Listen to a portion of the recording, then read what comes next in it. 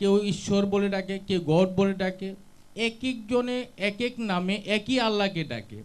আসলে আমরা ওই আল্লাহকেই আসলে কিভাবে কোন নাম ধরে ডাকলে তাকে দ্রুত গতিতে কাছে পাইতে পারি, তার সান্নিধ্য হাসিল করতে পারি, এটাই ছিল আমার মূলত এই গানের ফুটিয়ে তোলার একটি ইচ্ছা।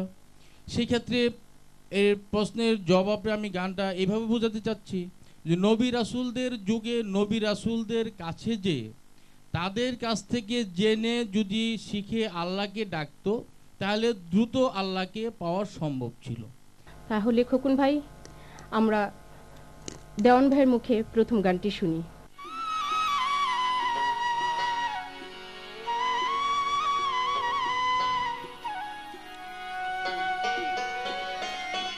আমি সব জায়গায় খুঁজে দেখিলাম,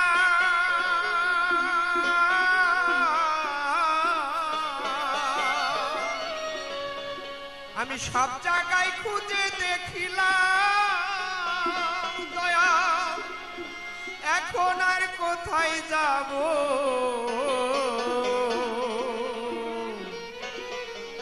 আসলে মাওলা তোমায় কোন ভাবে পাবো, আসলে মাওলা তোমায় কোন ভাবে পাবো।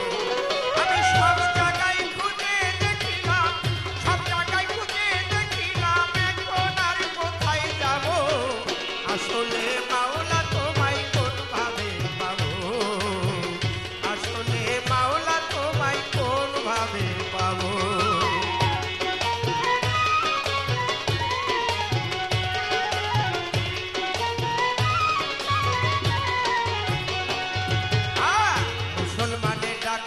আল্লাহ পরে আল কোরআন, হিন্দু পরে শ্রী গীতা, ডাকে ভগবান রে, ডাকে ভগবান।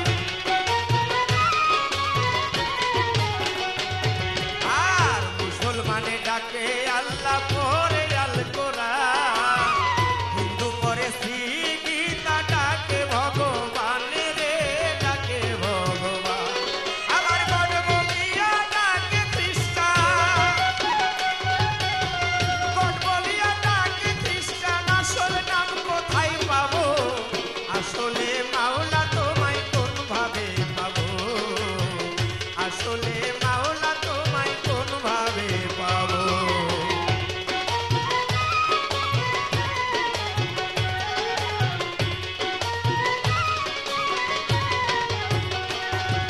আর কোনদিনও শেষ হইল না ভাগের ডাকাডাকি, কেহ কিছু পাইল কি না, নাকি সবই বাকি রে, নাকি সবই বাকি।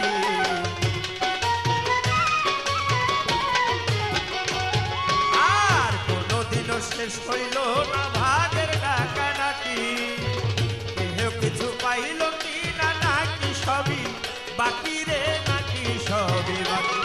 আরে শুভঙ্করের এত ফাঁকি,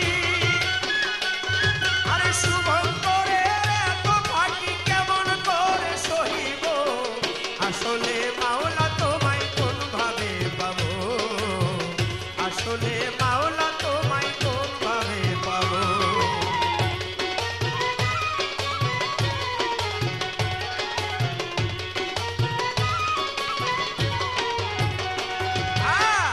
আত্মারিয়াতিও তুমি শাস্ত্র ভেদে শুনি, তোমার ইচ্ছায় ফাঁসি দিয়া বাঁচাইয়া দাও খুনি রে, বাঁচাইয়া দাও খুনি।